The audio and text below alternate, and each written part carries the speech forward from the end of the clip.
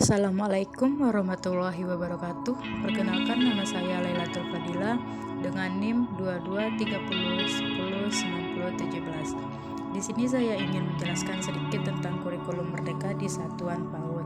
Yang pertama itu ada 4 pemahaman di kurikulum Merdeka, yaitu 1. Kondisi pendidikan Indonesia. Yang kedua, kebutuhan perkembangan zaman. Yang ketiga, profil belajar Pancasila. Dan yang keempat, ruh pendidikan di sekolah. Selanjutnya yaitu ada kebijakan kurikulum Merdeka, diantaranya yang pertama, garis besar kebijakan. Yang kedua, pembelajaran dan asesmen. Yang ketiga, proyek penguatan P5. Yang keempat, kurikulum operasional sekolah. Adapun garis besar kebijakan kurikulum Merdeka yaitu ada 3, diantaranya 1.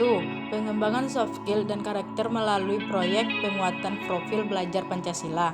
Yang kedua, fokus pada materi esensial, pembelajaran yang relevan dan mendalam. Dan yang ketiga, pembelajaran yang fleksibel, keleluasaan bagi sekolah dan guru untuk merancang pembelajaran. Selanjutnya yaitu kebijakan kurmer pada PAUD, diantaranya sebagai berikut. PAUD merupakan peletakan fase fondasi kesiapan sekolah.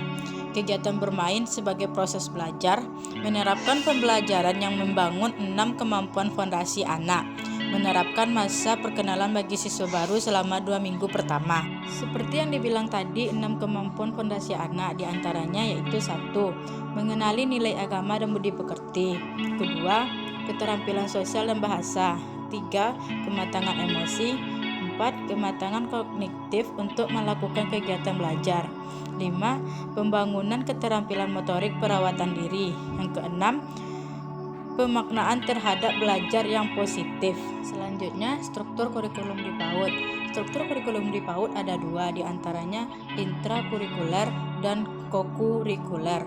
Intrakurikuler yaitu pembelajaran ini ialah bermain yang memberikan pengalaman yang menyenangkan dan bermakna bagi anak. Sedangkan kokurikuler yaitu penguatan profil belajar Pancasila di PAUD dilakukan dalam konteks perayaan tradisional, hari besar nasional dan internasional. Alokasi waktu yaitu alokasi waktu di PAUD pada usia 3-4 tahun paling sedikit guru itu mengajar 360 menit atau 6 jam per minggu. Sedangkan alokasi di PAUD pada usia 5-6 tahun paling sedikit guru itu mengajar 900 menit atau 15 jam per minggu. Asesmen. Ada 2 jenis asesmen. Yang pertama, formatif. Asesmen yang bertujuan untuk memberikan informasi atau umpan balik bagi pendidik dan peserta didik untuk memperbaiki proses belajar. Asesmen formatif pada PAUD ada 2. Yang pertama, asesmen awal, dan yang kedua asesmen akhir. Kedua, sumatif. Asesmen sumatif digunakan untuk menyusun laporan hasil belajar. Asesmen yang dilakukan untuk memastikan tercapaian tujuan pembelajaran yang telah dirancang.